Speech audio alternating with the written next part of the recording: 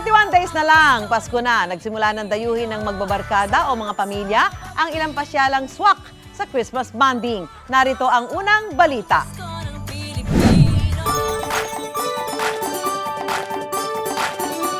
Patok ang bagong Christmas pasyalan sa Gapan, Nueva Ecija. Bukod sa nagliliwanag na kapaligiran dahil sa Christmas lights, tampok din dyan ang 150 feet na Christmas tree at Ferris wheel.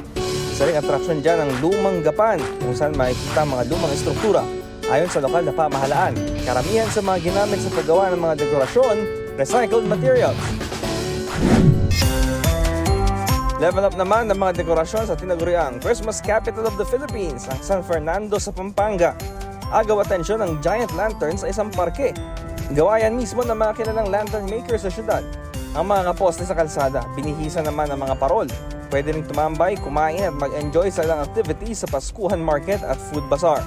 Libre ang pagpunta riyan mula 5 p.m. hanggang 11 p.m. Kung magdayo ka naman sa Lipa City sa Batangas, papamangha ka sa malaparaisong Field of Lights sa labas ng isang mall. Meron din dyan 20 feet na Christmas tree na puno ng mga dekorasyon. Instagrammable ang tanawin kung saan pwede mag-bonding ang pamilya. Kaunang balita, Bam Alegre para sa GMA Integrated News.